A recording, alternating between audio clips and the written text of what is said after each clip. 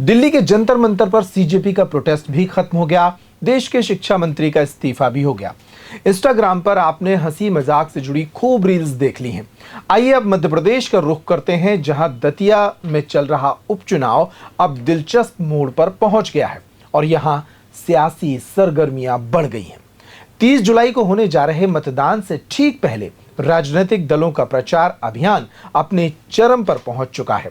क्या CJP protest का असर दतिया चुनाव पर भी पड़ेगा और भाजपा को इसका नुकसान भुगतना पड़ेगा?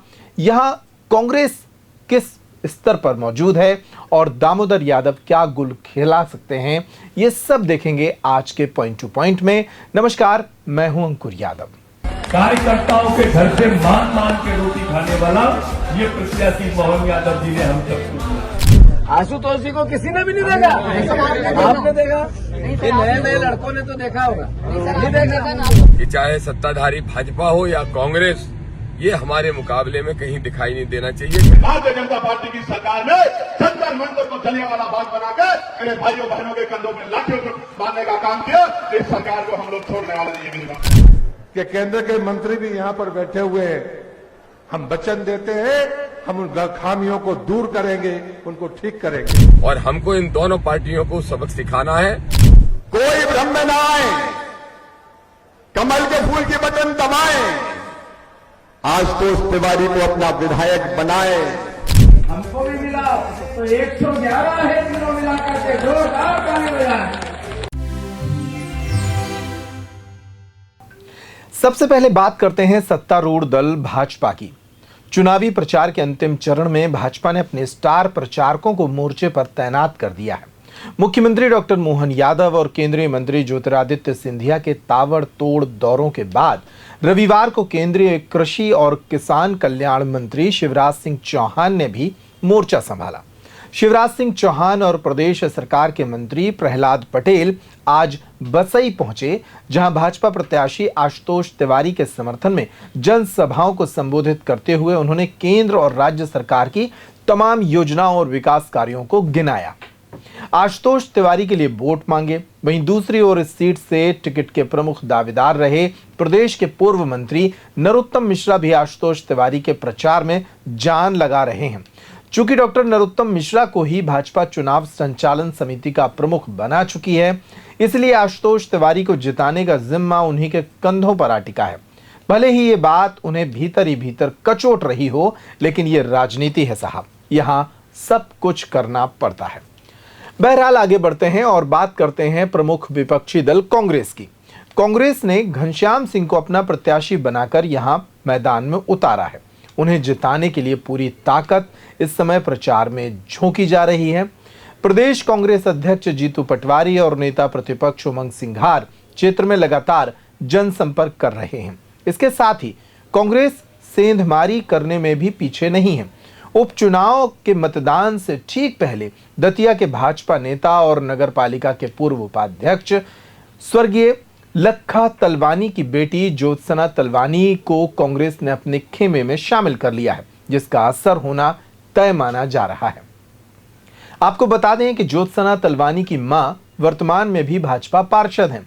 जीतू पटवारी ने ज्योत्सना तलवानी को पार्टी में शामिल कराया, जिसे भाजपा के लिए एक स्थानीय झटके के रूप में देखा जा रहा है। इसके अलावा एक जमाने में दहशत का पर्याय माने जाने वाले चंबल के पूर्व बागी मलखान सिंह भी कांग्रेस का समर्थन करने चुनावी मैदान में डट गए हैं। भाजपा कांग्रेस को छोड़कर अगर किसी तीसरे व्यक्ति की दतिया उपचुनाव में चर्चा है तो वे हैं एएसपी यानी कि आजाद समाज पार्टी के प्रत्याशी दामोदर यादव। उपचुनाव की घोषणा होने के पहले से ही दतिया में चुनाव की तैयारी कर रहे दामोदर यादव को भी इस समय नजरअंदाज नहीं किया जा सकता। दामोदर यादव लगातार भाजपा और कांग्रेस पर हमलावर बने हुए हैं। इसके अलावा उत्तर प्रदेश की नगीना सीट से चर्चित सांसद चंद्रशेखर आजाद लगातार दामोदर यादव के पक्ष में माहौल बनाने का काम कर रहे हैं। दामोदर यादव के लिए समर्थन जुटाने के लिए हाल ही में उन्होंने 2 बार दतिया का दौरा कर वंचित, शोषित और पिछड़े वर्गों की आवाज विधानसभा में उठाने के लिए दामोदर यादव को जिताने का आह्वान कर दिया। इसके अलावा एक और नाम है जो भारी चर्चाओं में है। हम बात कर रहे हैं मध्य प्रदेश की पहली ट्रांसजेंडर सरकारी कर्मचारी और महामंडलेश्वर संजना सिंह की। दतिया के चुनावी मैदान में संजना सिंह भारतीय गणवार्ता पार्टी की ओर से प्रत्याशी के रूप में उतरी हैं। उनका कहना है कि यह चुनाव केवल हार जीत का नहीं बल्कि समाज में किन्नर समुदाय के प्रति नजरिए को बदलने की लड़ाई है। नामांकन के समय झेली गई अपमानजनक टिप्पणियों को याद करते हुए वे शहर में सफाई, बुनियादी सुविधाओं और युवाओं के लिए रोजगार जैसे स्थानीय मुद्दों को उठा रही हैं। उनके प्रचार का तरीका भी चर्चाओं में है। संजना सिंह ढोलक की थाप और मंगल गीतों के बीच घर घर जाकर समर्थन मांग रही हैं।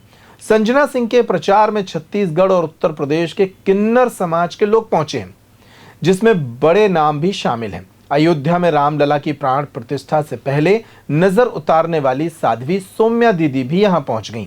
इतिहास पर नजर डालें तो मध्य प्रदेश में वर्ष 1998 में शबनम मौसी देश की पहली किन्नर विधायक रह चुकी हैं। उनके बाद कई मौकों पर ट्रांसजेंडर प्रत्याशी मैदान में उतरे, लेकिन कोई भी विधानसभा नहीं पहुंच सका।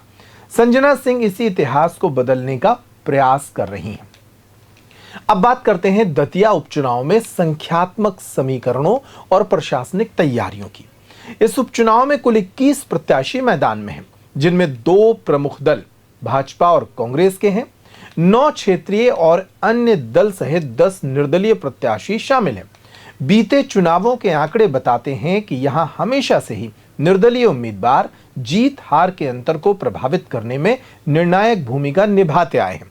इसके अलावा चुनाव को निष्पक्ष संपन्न कराने के लिए प्रशासनिक तैयारियां भी अंतिम चरण में हैं।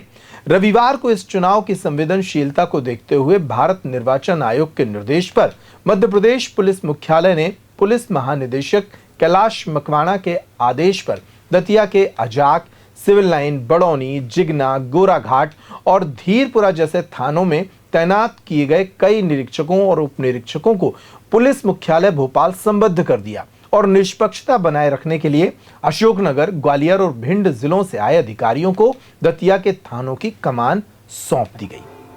तो हर पहलू पर नजर डालने के बाद निष्कर्ष यह निकलता है कि दतिया उपचुनाव अब केवल 2 दलों की पारंपरिक जंग तक सीमित नहीं रह गया है। एक तरफ जहां भाजपा के लिए अपनी साख और सत्ता का वर्चस्व साबित करने की चुनौती है, तो वहीं कांग्रेस अपनी सीट बरकरार रखने के लिए जमीनी गोलबंदी कर रही है। दूसरी तरफ संजना सिंह जैसी स्थानीय और क्षेत्रीय आवाजें और चंद्रशेखर आजाद के प्रभाव ने दतिया के मतदाताओं के सामने एक नया विकल्प भी प्रस्तुत कर दिया है। 30 जुलाई को होने वाले मतदान से यह तय होगा कि दतिया की जनता पारंपरिक राजनीति पर मोहर लगाती है या बदलाव के लिए किसी नए समीकरण को चुनती है। बहरहाल दतिया में आपकी पसंद कौन है? अगर आप दतिया से हैं और इस खबर को देख रहे हैं तो हमें बताएं कि दतिया में कौन है आपका पसंदीदा प्रत्याशी जो ये चुनाव जीत सकता है। इस पॉइंट टू पॉइंट में इतना ही। पैप्टिक टाइम पर खबरों का सिलसिला जारी है। नमस्कार। नर्मदा केयर अस्पताल छतरपुर का एकमात्र सर्व सुविधा युक्त अस्पताल, जहां 24 घंटे मिलती है आपातकालीन और नियमित चिकित्सा सेवाएं। कुशल और अनुभवी डॉक्टरों की सबसे बड़ी टीम जो करती है आपकी कंप्लीट केयर। क्रिटिकल केयर के लिए सबसे आधुनिक आईसीयू वार्ड, जिसमें उपलब्ध है ventilator, ECG, TMT, echo, ultrasonography, CT scan, X-ray, phototherapy, dialysis और पैथोलॉजी की संपूर्ण सुविधा। मानवीय चिकित्सा मूल्यों पर आधारित सभी प्रकार के ऑपरेशन का लाभ पाएं। हृदय रोग, ब्रेन स्ट्रोक, पीलिया, मधुमेह, किडनी रोग, अस्थमा, डेंगू, मलेरिया के प्रभावी इलाज की सुविधा, पित्त की थैली यानी गाल ब्लैडर का ऑपरेशन, साथ ही endocrine surgery, gastrointestinal surgery सहित पेट और हड्डी से संबंधित सभी ऑपरेशन के लिए सबसे आधुनिक ओटी की सुविधा। हमारे महिला और प्रसूति विभाग में रखा जाता है जच्चा बच्चा का पूरा ध्यान। नर्मदा केयर अस्पताल में अब पाइए radiology, cosmetology, child care, dental care और मेडिसिन विभाग की आधुनिक इलाज सुविधाएं। हेल्थ इंश्योरेंस यानी कैशलेस इलाज की सुविधा। तो अपने मरीज की कंप्लीट केयर के लिए अब झांसी, ग्वालियर क्यों भागना, जब सीमित शुल्क में नर्मदा केयर अस्पताल दे रहा है यह मौका आपके अपने छतरपुर में। हमारा पता है नर्मदा केयर अस्पताल, LIC के सामने, जवाहर रोड, छतरपुर। हमें फोन करें 9039025934।